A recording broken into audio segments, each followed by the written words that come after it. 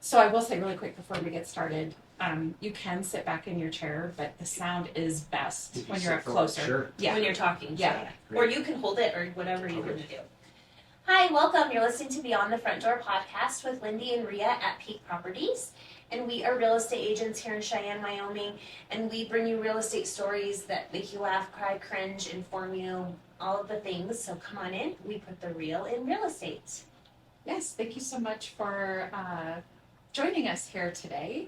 And Lindy, you had the opportunity to work with Brian recently. So. Well, I did. I just like, Almost. I twisted his arm. I'm like, hey, you want to be on my podcast? Almost. He didn't sell my listing, so I don't know. We're not friends right now. I'm just kidding. Darn it. He didn't even get to show I it. didn't even get to show it. I didn't answer the phone. So we were doing our recordings because we record our podcast on Thursday, and he had called to show one of my listings. Oh. And when I called him back, he had already left Cheyenne because he lives in Laramie. And I was like, he's like, you have a podcast? And I said, yeah, do you want to be on it? And he's like, what's it about? Well, I guess I'd like to introduce Brian Corliss. Yes. Sorry about that. You're a realtor over in Laramie, Correct. Wyoming. Yes. So thank you so much for joining us here today. And I'm wondering if you can just start off by telling us a little bit about yourself, where you grew up, how long you've lived in Wyoming, sort of all the nuts and bolts of, Sure. introduction. Sure. Well, thanks for having me. And yeah, so I currently live in Laramie. Laramie's the only place I've lived in Wyoming. I was born in kind of near Castle Rock, Colorado, and then when I was in high school, my dad got a job working for Bear Livestock, a cattle company here in southeastern Wyoming, and so they had their headquarters kind of down in Laramie, and so he got a job kind of managing that. So we moved up here for that. I finished high school in Laramie, and then went to university and met my wife while I was in the university. And yeah, we've been in Laramie ever since, and we've got 3 kids, 3 as of like a few weeks ago. Really? Yeah. Congratulations. Congratulations. It's been a lot of fun, but yeah. So you have boys, girls. So we got 2 boys and a girl. So you just got your girl? No, Or boy. So boy, girl, boy. Oh, okay. Nice. Oh, fun. So yeah, so I got a lot going on in that regard.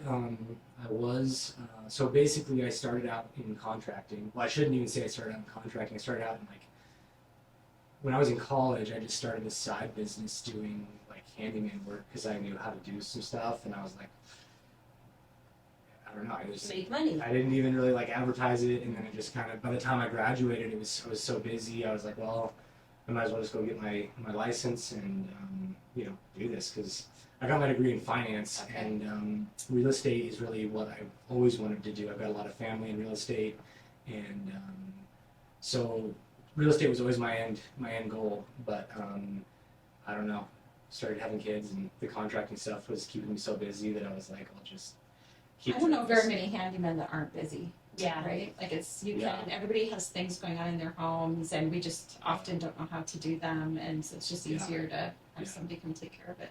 Yeah, so everybody's home got work done except mine. That's always the way that it is, I think. I bought the first house I bought was a house in foreclosure in Laramie, and I was trying it needed a lot of work, and so I did it all myself, but it was like too much, and there was a lot of things that like just I had to neglect in my own house because I was too busy working on other people's Everybody homes. else's. Well, But yeah, yeah, I always say people who clean other people's houses, do you think their houses are clean, or are they just like burnt out and clean and you're like, ugh, not going home to clean some more? Yeah, so I mean, we started out pretty small, just doing like remodels and things like that, and then near the end of the time where I was working as a contractor, we were starting to get into like new builds and things like that, and it just kind of, I got to a point, I guess, where I realized I'm either going to get out of this and get into real estate now or 10 years from now, so I might as well do it now. Mm-hmm. And in contracting, kind of the stress to payoff ratio wasn't quite what I wanted.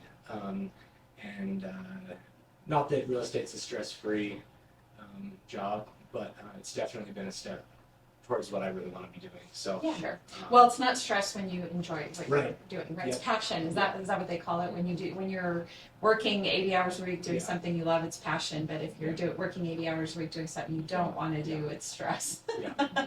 Yeah. Well, that's the combination of a finance degree and then all of your, home improvement work. That's a great combination for a realtor to have, I think. Yeah, I hope so. Yeah. We'll see. We'll see how it goes.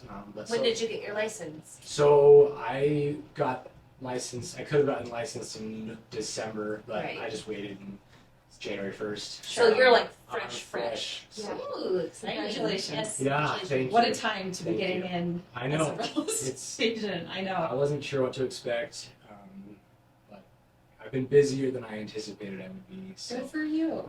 so it's been good so far. So tell us about your brokerage. You said your family's in it. Are they in real estate in Laramie? Not or in no? Laramie. Okay. No, I've got most of my family that's in real estate is all still back in Colorado.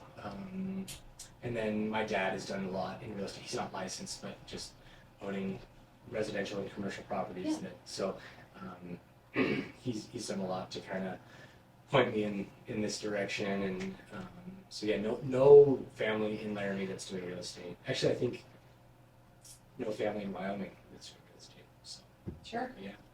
So I want to touch a little bit when you said that you could have kept doing the handyman work, but you decided, like you could be doing it today or 10 years from now, but you decided to stop and become a realtor. And we've had a lot of different people on here talk about that very thing. So for example, whether it's a jump story, which is kind of what yours is, where you make a leap from one career or one life goal to another life goal, but also just in the decision to purchase a home where people will be like, I don't think I'm ready yet, I don't know, and so they wait and wait and wait before they go talk to a mortgage lender, when if they would have talked to the mortgage lender right when they were thinking about it, Yeah. it maybe would have happened sooner. If you can go into it with the idea that it maybe isn't going to happen today, but just kind of get your ducks in a row to be ready for it, it can happen quicker than, if you wait. And Yes. so that's awesome that you've made that decision.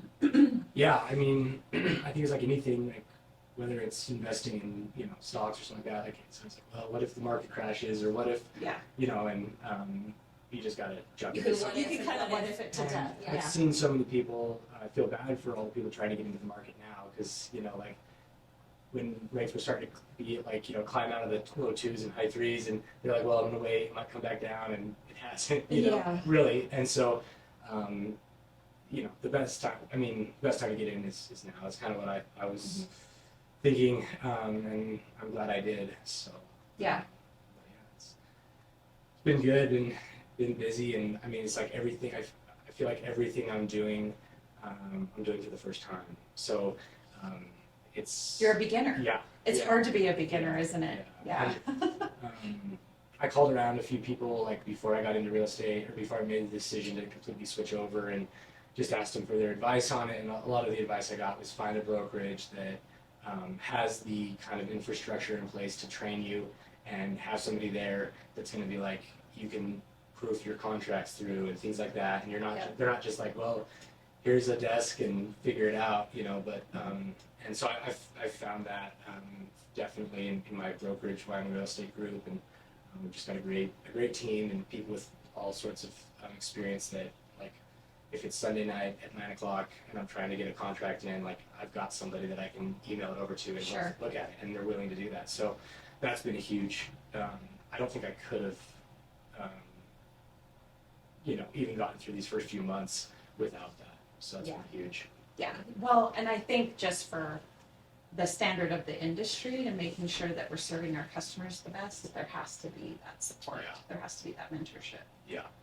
To make sure that everybody their best interests are being served, Yeah. including your clients, but also yours. Yep. Yep. In the whole transaction. Yeah. So tell us a little bit about the market in Laramie. How's that going? Well, I mean, it's very tight seeming Yeah. right now. There's just not a lot of homes on the market. I see quite a bit of stuff getting sold off market. We do too in Laramie. I mean, I see it too just watching. Yeah. So I wonder, that happens everywhere, but it seems like it happens a lot in Laramie. Yes. Yep. it's, I mean, you put a house on the market and for like the next week you're kind of famous, like, you know, because everybody's, you There's know, only 7 listings. No, just kidding. yeah, no, really, like, Yeah. there are like actually like 6 or 7. So it's like, and then I mean, you know, anything under, you know, anything under 350, especially, there's just a lot of first-time home buyers, I think, in Laramie, and people trying to get into the market on the lower end that there's just not a lot of options. So Yeah. definitely seen a lot of that. It was actually funny. I had a house that I was listing, and obviously I didn't know when my wife was going to go into labor, and I like listed it, and like a few hours later she went into labor, and I was just like in the hospital, and this house came on at like 289, so it was kind of, you know, in that Sweet spot. Sweet spot's right next to the university, and you Yeah. know, so I was just like at the hospital. We were having the baby, and I was like, my phone was just, I just kind of had to like set it down, and then And isn't it crazy how in real estate, what people don't understand is you can't just shut it off. yeah, Like you're like, I'm having a baby, Yeah. but they don't care. yeah, they don't care, and also they don't need I to mean, know that. Like, no, they don't tell need to know every that. person. Right. I'm in the hospital right now. right now. Right. So You're like, I'm working and Yeah. I'm having a baby. yeah. So it was crazy, and like, he was also like working with the tenant because it was currently tenant occupied. So like trying to set up Showings. 75 Oh, showings that's tough. with her back and forth. that's- and it's anyways, hard. she like runs her business out of her house, and I was like, Ooh. oh my gosh, like, so it was insane. But that kind of was my first experience with how much demand there is for that properties in that price range and in that location, and so, you know, seeing a lot of things go off market, and which is cool if your brokerage has, you know, gets the listings and like you've got the buyers. The brokerage that I'm with has probably the most buyers in Laramie, not the most listings, but so we're pretty buyer heavy, and so, you know, we're trying our best to dig into that off market, you know, stuff, because That's how it works there. Yeah. I mean, it's kind of like a struggle with stuff like that because I know there's always a scenario where maybe that's the best way to sell your home. But I even tell people, I mean, I was just saying the other day, someone made a joke, I listed his house, he's like, did you get it sold yet? And I'm like, it was right before I'm listing it. And I'm like, the best way to sell it is to put it on the market. Yeah. Everyone needs to have, if I'm trying Yeah. to get you the most money for your Yeah. home, I mean, that is the best way. I know that it's sometimes a pain because yes, you have to, you have a tenant and you have to make arrangements for showings and all those things. But really doing those like pocket listings and that is not always in the best interest of Unless you're in a Seller. hurry. If you're in a hurry. or they don't want people yeah. in their house. I mean, I've done There's it some because we circumstances. had You and I an had older one. lady, Mhm. or he Mhm. didn't want to Yep. have people in the house. They don't, there's all those situations. But if you really are looking out for your client's best interests and you Yeah. tell them that, I Yeah. mean, Yeah. I feel like Laramie would be really hard. Yeah, it is, and I mean, I've I got, love Laramie, by the way. I have Laramie license plates, Do you? so I won't give them up. I love it. I was born there. yeah, it's a good town.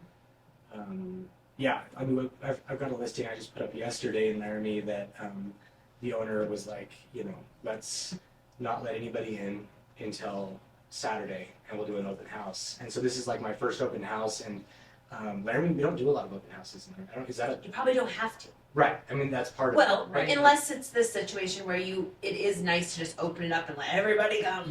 Yeah, and so that was that was the homeowner's thought, and my thought as well on it was like, well, let's just post it on Wednesday, and we'll let everybody see it. We'll have an open house on Saturday morning, and then not agree to any contracts Right, until say like we'll take Wednesday. all the offers So, and review them on yeah. this day. Yeah, so that's kind of the route we're going with that one, and it'll be interesting. So I've got my first open house on Saturday, so we'll see how that goes. I don't know if anybody's gonna show up or Yeah, not, you'll probably but- have a line out the door, and then you'll have your seller will be really happy, and all the buyers will be like, "How rude! He's Yeah. not reviewing offers until Wednesday. Yeah. He's trying to make it competitive, Yeah. a bidding war." And you're Yeah. like, "Well, Yeah, and I think that also comes down to like figuring out what it really means to be, you know, working in your seller's best interest, like, Mm-hmm. um, and I don't know, sort through some of that and see, you know, how that all plays out. So it's Well, and anybody would want options if you could get them. If you're selling your house and you could have options, and they're all different, so different loan types, different prices, different conditions. Yeah. I mean, Well, that's this is what where- I would want. I'd want to be able to choose the best offer. offer. Yeah. Well, and I think this is a really great opportunity to talk about the importance of both the buyer and the seller being represented by their own agent, because yes, like in your case where there's so few homes on the market and you've set up this situation where you've listed it, you're going to do an open house on Saturday, for the people that are going to come through that open house to have their own agent and be able to bring you know the offer that's going, if they really are interested in that home, the offer that's going to help them the most, right, at winning. Yes. Yeah, that's actually an interesting point. Yesterday I went out there to this property and I put the sign out, and like I was going back to the office to like post it on the MLS to finish the post. Like, and I get back to the office, the phone rings, and this lady's like, you know, I ride my bike by there every day on my way to work, and I saw this sign. I'm like, what's going on? I was like, well, like, could you give me 2 minutes and I'll have it on the market? Like, good grief. No, it was great though. I mean, I'm obviously I love the interest, but so she's like, well, can we see it? And I was like, well, not until Saturday. And she was like, okay, well, we're very interested. We'd like to buy it. All right. And She already knows. and so, you know, she calls me back later, and we, you know, went and showed it to him. And I was like, well, I'll like let you guys kind of walk around, you know, quickly. And she was like, okay, we're very interested in this. And I was like, all right. I was like, just to be honest with you guys, like I represent the seller, and so like I'm the listing agent. And if you guys want to, you know, come to the open house and put in an offer, like I'm going to match you up with some other agent in my office that can represent your best interest, because I can't really represent you guys super well, because I'm looking out for the seller's best interest right now. And you know, both of them were like, we've never had an agent say that, you know, and they were like, that's awesome, you know. And so I don't know, I think that was confirmation too, that people want to know that their best interest is being, you know, looked out for. And some people do, like, I mean, there are people who are like, oh no, I just want to deal with one person. It's going to be easier. Like, oh, I'm fine with that. But sometimes it's hard to have no buy. I mean, you know a bunch of stuff, but that a buyer's agent doesn't know. It's I mean, it's impossible to actually represent two people. So you just can't. But also, I'm just saying, it's a nightmare to do both sides. Yes, because it's good and bad. You have control over everything. You're not communicating with another party. But sometimes when shit hits the fan, you can't be like, you tell your client this. You're like, oh God, they're both my clients. And they're both mad at me. Yes. Well, and just to speak to what you said about how they said they've never had an agent say that, and Lindy and I have been talking a little bit today about what we say it all the time, but the importance of interviewing realtors, and the top two things that people are looking for when they're interviewing realtors is, do I trust this person? Do I think they're going to be honest with me? And just the fact that you did that and you sort of laid that boundary down told them that you're an honest person, and they were probably like, darn it, why aren't you our realtor? But you know, at the end of the day, you did that, and I think that's, you know, an important aspect of this as we're talking about all things real estate right now with the NAR settlement and agents talking about you know, sort of the role of the listing agent and the buying agent. This is a great example of why it's so important for everybody to be represented. Yeah, I agree, and I think, I mean, just my perspective on it sort of is like, well, you may be able to make an extra $10,000 today, but like, what is that? I mean, that may be, if you know, do things correctly, it's going to be $100,000, you know, 3 years from now, or, you know, or whatever it may be, in just a good reputation, because, I mean, obviously I'm sure you guys see it in Cheyenne, but, you know, there's the agents that don't have the good reputation. Everybody knows when they look up at a listing, like, oh no, Mhm. this person has it. I don't Yep. want to deal with them, but my buyers want this house. So I don't know. You know, it's kind of pay to day for the payoff down the road. So We we'll see. agree. I don't know Yeah. how it'll go. Maybe not. But Well, at the end of the day, you got to be true to yourself, right? Yeah. And if you are, just like they're saying, a trustworthy and honest person, I have to believe that's always going to come out on top. And like you say, it may not pay off today, Yeah. but pay off long term. Yeah. I mean, I know for myself, in any business that I'm operating within, I want to know the person I'm working with is trustworthy and Yeah. honest. Yeah. Right? Yeah. Right from your marriage all the way up to anything you're doing, Yes. buying a home, having a mortgage lender, going into business, going to work for somebody, those are all important traits that we want. So that's awesome. So you're feeling good about your decision to move from contracting to being a realtor? I am. I don't miss tiling. Yeah. I don't It's miss. probably a good idea because the older you get, I think all these things are hard on your body. Mhm. Yeah. You can't, Yeah. Especially just winters in Laramie are so hard with, like, I mean, obviously it's pretty much the same in Cheyenne, but like, any outdoor. just, like, I'm repairs. just so sick of all my tools getting snowed on. And I mean, I don't know, it was just it was a lot. It was too much. It became too much. And so I think if I had it all to do over again, I could have gone about the contracting in a better way and a little bit more of a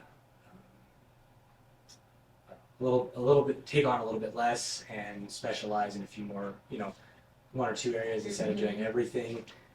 So there's lots of things I could have done better, but I mean, no matter what, I think I would have been getting out of contracting at some point. So Did you, during your time of being a contractor, did you have a coach during that time? Like a mentor, somebody that was Yeah. guiding you through that? So yes and no. Okay. There's I mean, at least the way it is in Laramie, there's kind of two generations of contractors. There's the 65-year-old guys that have been doing it their whole The life, boomers? and then there's like a whole crop of us, like, 25 to 35-year-olds that were doing it. And so I would say I had a lot more like peer influences. Okay. And I didn't have a lot from the older generation.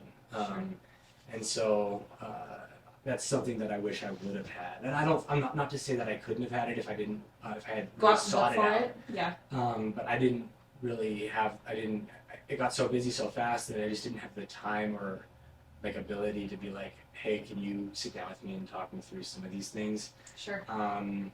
At one point, I hired like a business coach, and it was a terrible experience. Oh, my gosh! no. Like, it was like I could tell that, like, I was spending so much time on the job sites and doing the actual work and being present, and then trying to like keep up on the backside of like the books and the actual business.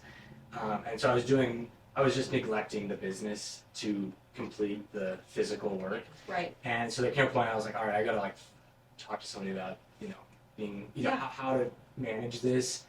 And it was the worst experience ever. Like, I think I was paying these people like $1,700 a month to like meet with me and like teach me stuff. To tell you to do stuff that to- you can't do yeah, because you don't have yeah. time to do it. You'd just be better off contracting with somebody. Well, to that take sounds care of like it a for great you. idea. Okay, I'll go do it. Not. Yeah, exactly. And it was stuff I was like, I know I'm supposed to do that. Yeah, I just can't do that. Like, Yeah. I don't need you to tell me that I need to do better at managing my books. Like, I just can't, Yeah. So it was a pretty, not that they did a bad job, but like, it just didn't wasn't fulfill It's fair. not your like purpose. realistic. Like sometimes it's too much. Like we know what we need to do. So part of the reason why I asked is a lot of our guests that come on when they have their own business or they're making a leap or a jump, that they have been coach or mentored and then turn around and are providing that coach or mentorship. And Yeah. as you were talking about all your experience with contracting and going into real estate, I can't help but wonder if somebody is going to turn to you for some coaching on some of the work that they're doing. Yeah, I mean, maybe someday. I Yeah. don't know. You what have I some would tell knowledge them, there. but, yeah, I think it takes the right kind of person to be in contracting and to have your own business. And I feel like I had some of those traits, but not enough of them. Sure. So I actually sold my business to my brother, who was one of my main employees, and he's taken over the contracting business. And and he's like, he has absolutely no problem telling people no. Like like fresh out of the gate, he's telling people like, yeah, well, I don't know, it's probably not gonna fit with my schedule, so sorry. And like, whereas I was like, Yes, oh yes, yes. I'll do it, and like I'll be Yeah. there, tomorrow. And Yeah. that really screwed me. So he'll do much better, I think, than I did, and I'm glad for that for him. What's it called? I should It say, probably helps you because you could use him. yeah, it's great. It's really nice Yeah. to have That would be nice. Someone you know that you can somebody say, to hey. refer people to. Yeah. Mhm. And then also, like, so I still get people that call me and think I'm still in contracting, Sure. and it's turned into a lot of good like prospecting and Well, and that's what I'm saying. It potential probably helps you with work, your business so- right now. Yep. So I actually still own my contracting LLC, which I'll keep. I still have my license, and I think I'll keep it active, even though I'm not using it. And so my LLC was Tradesmen of Wyoming LLC, and then I basically just sold my brother everything I had in the pipeline. So I had a number of bigger contracts coming down the line that I just turned everything that I had over to him and referred everybody to him, and then after he's finished with those, he'll kind of just be on his own. So that's kind of how that transpired. But, yeah. Interesting. Yeah. So, what advice would you give to anybody? So, this would maybe be a two-pronged question. For somebody that's interested in getting into contracting, Mhm. what's your number one piece of advice for them? I mean, definitely be good at saying no, and letting people down. Two things I'm not good at, and also contracting is not good, or it's not easy on perfectionists. So if if We've you're, found that That's too out. from talking to other people. Yeah. Yeah. and it's hard. I mean, because people are so I feel like our culture, especially with like home improvement shows and Pinterest and things like that, like Mm-hmm. the average homeowner has such unrealistic expectations of what is feasible. And I don't know how many times I walked into somebody's home and they'd show me pictures like straight off of Pinterest, which probably wasn't even like real. It was probably Yeah. computer generated. Yeah. And they'd be like, we want this done, and our budget's like, $1,000. $1,000. I'm like, okay, well, that time, it's just complete. So trying to bridge the gap between people's expectations and What can And actually reality. happen? was a big part of it. And then you got to be able to let stuff slide and not go home at night and be worried about the person who complained about the one. Like, there's 1% of the people that are gonna, no matter what you do, you're not gonna please them. So Yes. it's not worth trying to. And I think I let that kind of get to me too much. And a person who can just let that roll off and be like, it doesn't bother me. Like, I know you're not gonna be happy with anything, so Yeah. But also, contractors have a bit of a bad reputation for not calling them back, not calling people back, not following through. Yeah. Like there's just so much work and so few people that there's a lot of. And some of the smaller jobs, I always think it's that. Maybe it's that you have so much time in your day. Mhm. And sometimes you have to take on ones that are the bigger ones that Yeah. make you more money. And this little job, you're like, I mean, that's not worth my time because Yeah. that sucks for people. But It does. Yeah. It does suck for homeowners because I feel like there could be potentially a business out there where you just handle the smaller projects Yeah. because people still need smaller projects done. Mhm. Yeah, I think that is the biggest need. Honestly, Yeah. if anybody was like, man, I am good with working with my hands, like, I don't think there's an easier entry point to a career than like buying a few tools and like starting to just like Do some do little some home small repair. stuff. It's insane what people are willing to pay for it and how like in demand you are. If you Well, I am. I do it all the time. I just paid a handyman to hang 2 TVs and some shelves for my son's game room. I've paid someone to hang shelves in my garage. I mean, these are all things that, yes, I could probably figure out with my husband and we could do them. I just contacted him this week and said, can you install a basketball hoop at my house and like put it in the ground? Yes, we could probably figure that out, but it'd be helpful if I had someone who knows a little more and can like Yeah. help. And I'm like, Yeah.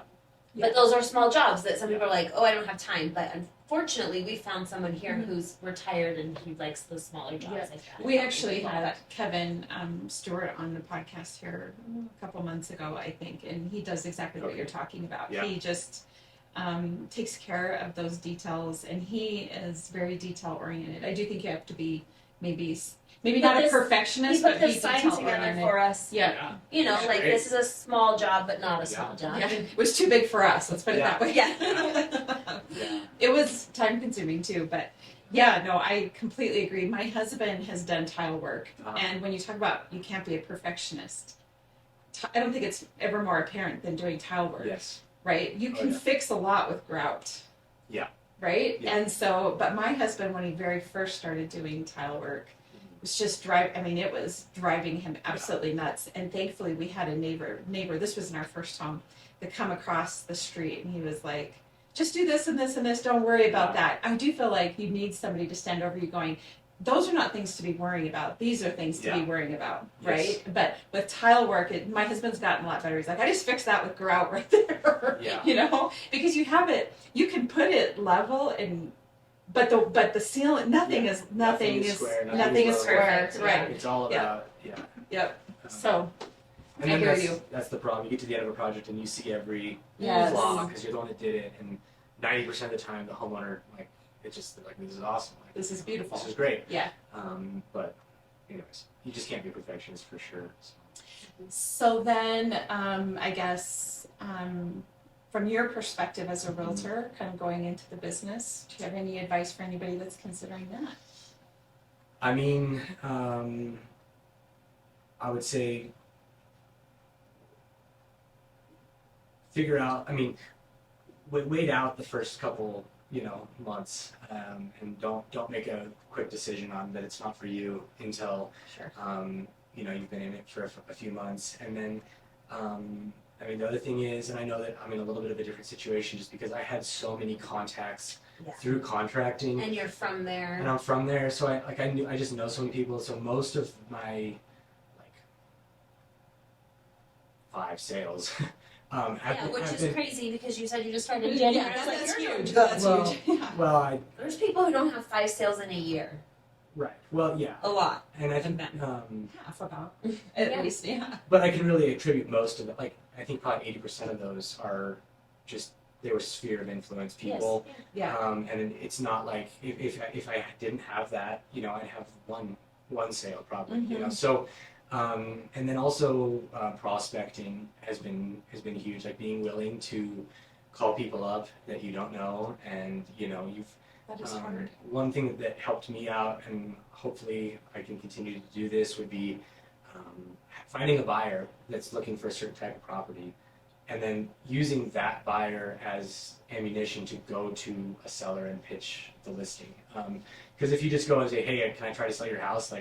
But if you come and say, hey, I've got a buyer who really likes this type of a house, they would probably be a pretty serious contender in regards to buying it. Like, how would you feel about me letting, they're already signed with me, how would you feel about me letting them get in and just look at it? Or, Yeah. things like that. Coming to them with an already a solid lead of someone who would buy their house has helped me out a lot in regards to some of the listings I've gotten. So, Sure. but like I said, it's like I have no experience, so I don't know. We'll see how it all goes. But, No, I think you're right. And we were talking about earlier about real estate is not a part-time job. yes, Yeah. If you do not put all your effort, it's effort-based. Yeah. If you don't put the effort in, Yeah. you will not be successful. Yes. It's something you have to do every day. Like you said, you Yep. have to call people, you have to Yep. think creative, figure out ways to educate yourself, learn more, know the market, all of the things. You can't just say, I'm just gonna be a real estate agent, it's gonna be so fun showing houses, and then you sell no Yeah. houses. And that's partially why I think, right now, especially where realtors have got a bad name, or some people have a bad taste in their mouth around realtors. Yeah. And the thing that we've been discussing is that, everybody has to start somewhere. Every realtor was a new realtor at one point in their life. So, and I'm just coming up on 4 years, so Okay. I'm still newer Yeah. as well. But I think it comes down to your skill abilities and the brokerage that you're with. Yes. If you if you have a good brokerage that has experience and they're supporting you and you have the skills to make the transaction come together, then, then you can be a new realtor. It's okay, right? But you do, like you're saying, Lindy, you have to be willing to put in the time and be there. Yes. And be available to customers because, if you can't, even as we were looking at this recent report that was released just a couple days ago, the top skills that buyers would like in their realtor is knowledge of purchase price and their responsiveness. Those are the top two that they want in terms of a skill ability out of their realtor, and that can be accomplished with what we're talking about. If you're an honest and true person, and you've got a good brokerage, and you've That's got probably some why your skills. contractor. That's probably another reason why you're successful, because you had a business before this. People who come from a traditional job where you go to work don't understand, like when someone calls you, you answer the phone. Yeah. If you want the business, you answer the phone. If you call them right back. Yeah. If you don't, they'll go to someone else. This Yes. is the world we're in. We want Yes. things right now, and I Yes. want to see this house Today. right now. Yes. Yeah. And you didn't answer, so I called Priya. You know what I mean? Yeah. Yeah, no, it's actually funny because when I was over here the day I was trying to show your listing, Yeah, and I missed out. I didn't answer the phone. Oh, look, you didn't sell the house. Dang it. we Sorry, went under seller. contract on a Don't different tell one. my seller. Who? I'm just kidding. You did? Yeah, Oh, it's great. But you didn't answer the phone, I was doing this podcast. No. But anyways, while I was over here, I had somebody call. Like, I got a call, and the guy was like, "Hey, I'm in like Medicine Bow, and I want to look at this house." I was like, "Okay, well, like when?" And he was like, "Not now." And I was like, "I'm in Cheyenne. Like, I can't. Like, I can't be in two places. yeah. And so something I've just been like just this last week, I've kind of like done my first experience with is like referrals, and so that's really I don't even think I knew about. I mean, I think in my real estate course we talked about referrals, and I just like it never really crossed my mind. So I'd have buyers like calling me about places in Casper or like Medicine Bow, and I was like, man, like, or Wheatland, and I was like, I don't have the means right now, like, to be there and show you that house. Well, and that's a good thing to recognize, because a lot of agents don't. They try to do it all, and you can't do a good job. So sometimes you have to recognize, okay, Laramie, am I going to drive? Do I have time to drive to Laramie to show these houses, or do I have time to drive here? Yeah. You go, an agent there would probably help you better. Yes. Yeah. And so, anyways, like doing referrals, I think I did 2 referrals last week, and it's just like such an easy thing to do. It's just having the contacts in those places. I don't think there's anybody to refer to in Medicine Bow. There's not, because they call me all the time too. I just had someone call me too and say, "Can you show me this?" And I'm like, I am not available. I know where to go to Medicine Bow. Well, also it's always for like a $35,000 piece of land. Yeah. I'm like, go look at it. Just kidding. Well, just drive by. We'll probably have the same luck finding it. I sold land there. I think that's why people call me, because I sold several lots there. I sold a house there. And so then when you look up Medicine Bow and you go, oh, that agent did it. And I don't mind doing that. But also there's a time where you maybe have a little more downtime and I can drive to Medicine Bow. Other times I'm like, I can't do that right now. I can't. Yeah. I can't go all the way to Pine Bluffs, all the way to Medicine Bow, all the way to Wheatland. Yeah. So you got to know and you also, it's hard, it's on there. They wanted knowledge of the purchase price, knowledge of the real estate market. Yeah. You got to know your area. Yeah. That's exactly right. And that's So we can't sell something in Casper. Yeah. And I just had someone last year. The agent in Casper listed the house here. She didn't put it on the Cheyenne MLS because she's not part of it. And their house sat on the market. And agents here in Cheyenne walked by that house and saw the sign and were like, that poor seller has no idea. it's not even on Until the MLS. someone told them, and they called me and I said, where's your house? And I'm like, oh, your house isn't on the MLS. It's on the Wyoming MLS, but all the agents in Cheyenne are not seeing it. Looking at the So no, they're not helping you sell your house. So yes, did the agent want the business? But she would have been better off getting a referral. Now she got nothing. Yeah. Because They she dropped got her. fired. Yeah. So you have to take yourself out of the equation a lot and say Well, what's in the best interest. interest Yes, of do your I need client. money? Yes. I work for free for a long time until I don't. And so yeah, it's hard to say no. Yeah. But sometimes you have to go, okay, I'm not the best to help you right now. And I think that's what would partially what would make a realtor a good realtor. It goes back to that trust and honesty thing. Yeah. If you can be honest with yourself and be like, you can't be, you got to be looking out for the best interest of your client in every situation. That's just how it is. And if you're not the best person to be helping them, then you need to refer them to somebody that can. Yeah. And that really is the truth of it. Right. You know. Do you guys have a lot of for sale by owners in Cheyenne, or what percentage of your listings would you say I are? don't know if I know the answer. I would say little. Okay. Yes. Okay. That's good because Laramie is like a lot. Is there for a sale lot? by owners. Yeah. Because they're thinking they can do it. Yeah, or they think They do pop up more in certain markets. So yeah, during 2020 when houses were just flying off the market and we listed them and it was like, I need a house and people were buying them. Yeah, sellers were like, why am I needing you? Yeah. I don't even need you. I can sell this in 2 seconds with putting a sign in my yard. Yeah. What they don't understand is there's a lot more reasons why they need you, not just because of that. But no, we don't have. Yeah, it's been funny. Like I've pitched a few, for sale by owners. Or, even I've called them up and they're gonna be like, hey, I've got a buyer who the house you have fits their criteria. Like, can we get in and look at it? They're like, well, sure, you can get it. I was like, are you guys, paying out anything on a buyer's agent? And they're like, absolutely not. I'm like, okay, well, I've had people tell me like, well, what service are you providing for me? I was like, well, If for sale, well, and by a for sale by owner, all of the service. Yeah. If I bring the buyer, That's the you problem. know what I'm going to do is all of of the it. work. Yeah. And so it's like, do you have your own contracts to write up? You're like, Yeah. I'm gonna ultimately be doing both sides. I'm gonna be yeah. paying for nothing, none of it. You Yeah. know, so like. I get into how are you going to know if a buyer's qualified? You're just going to let people in your house. How are you going to schedule those showings? Okay, then when you want to write an offer, how are you going to negotiate? Yeah. All of the things that we already have knowledge of. How are you going? And they're like, oh, I'm like, I don't advise it. Would you get in trouble with the law and decide to represent yourself in court? Yeah, right. Absolutely not. I don't even care if it's the smallest thing. I'd be like, I need a lawyer, a good one. Mm-hmm. You know what I mean? Like you need a professional. Yeah.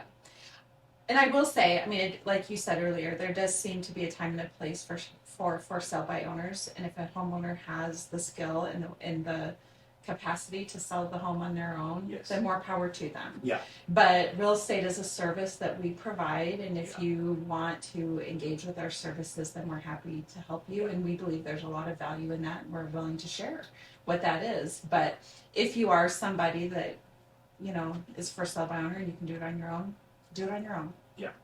It is what it is. But like you've both mentioned, when you do work with a realtor, you just bring so many more potential buyers to the table. It's the absolute, it's just the truth. Yeah. Yeah. So it is, it's just an interesting time right now as people are talking about for sale by owner versus having a realtor. Yes. But what was the number? Some 90% of people 89% of people choose to work with a realtor. Really? Mm-hmm.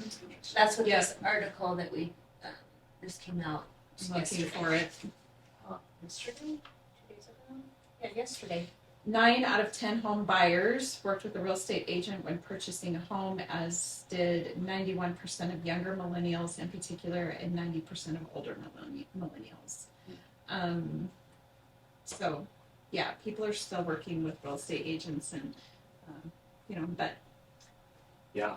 it is what I mean, it it'll be is. interesting too to see with all the stuff coming down from NAR, like if more buyers are going to be striking out on their own if they have to pay, Out of pocket. out of pocket. Which is just Or- scary for me. I just Yeah. think it's scary. I think you're gonna get in a bad situation. This Some year's of gonna them be will an be interesting fine, one. but others I just don't. I would be scared.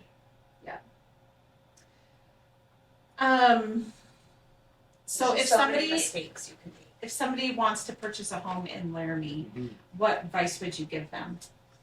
Well, first to get with a realtor that Yeah. has, information to homes that are coming on the market. Because if you're waiting for something to come on the market and then you're like, all right, I like this house, I'm gonna go talk to a lender.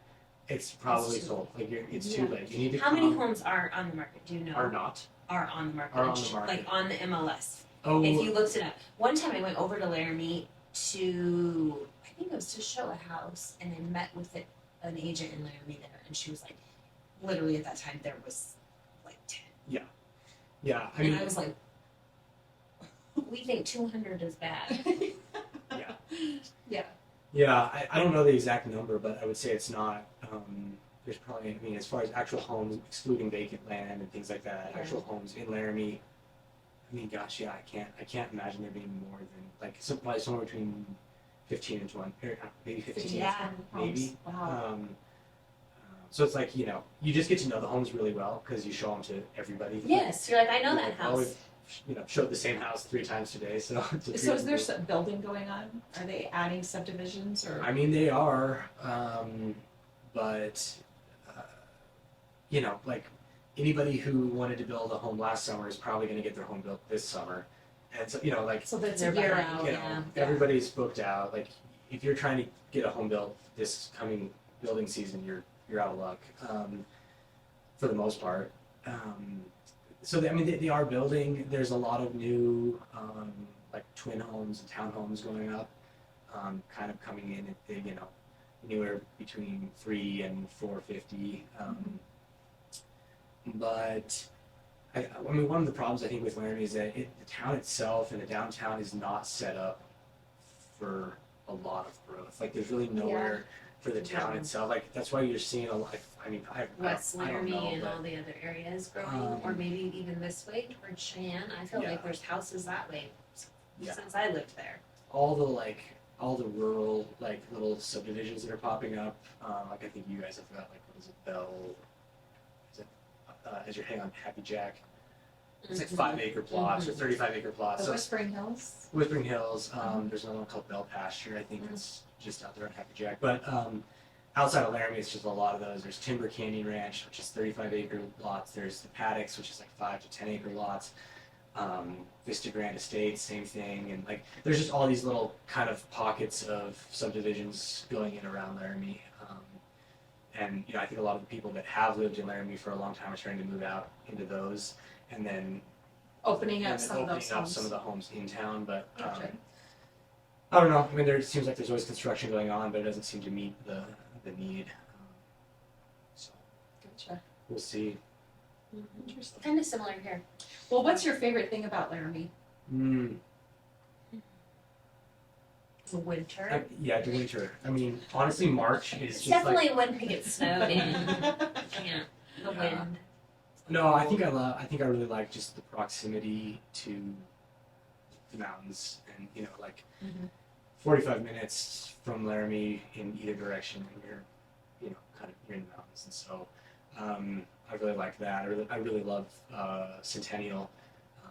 My wife and I have 4 different Airbnbs that we manage, and one of them's in Centennial, and that's definitely our favorite one. It's in a cool location right there. We get the best, like, you know, the market up there is great in the summer and in the winter for skiing and snowmobiling, and so yeah, I think I just like the proximity to the mountains and things like that, and then obviously we go to quite a few Cowboys games and stuff, so that's Sure. super nice. The Yeah. college, the spirit there, and yeah. Yeah. That makes sense. And the summers are just like The summers are unreal. our town gets cut in Oh, half. it as is. far as It's like, population, ah! and then you know you can It drive. is. I loved down, staying in yeah. the summer. I was like, all the people left. It's gorgeous. It's like, Everybody green leaves and for the pretty best part of the and- year, so yeah, That's interesting. it's Yeah. great. That's awesome. Yeah. So Well, you have. oh your yes, I favorite have a question Jen. too. Yep. If you could buy real estate anywhere in the world, where would it be? oh and my, why? I heard you ask other people this, and I thought I should think about that question. I didn't. Centennial. Centennial, yeah. I do like Centennial. You know, honestly, probably somewhere in Texas. I really like the San Antonio Hill Country area. I know that's not very exciting, but I like it down there. I think it's a place that, like, down the road I could see myself getting out of the Laramie winters for a month or something every year and going to. So I've spent some time down there and I really like it. So that's probably where I'd Interesting. buy. Yeah. Yeah. Well, we hear a lot.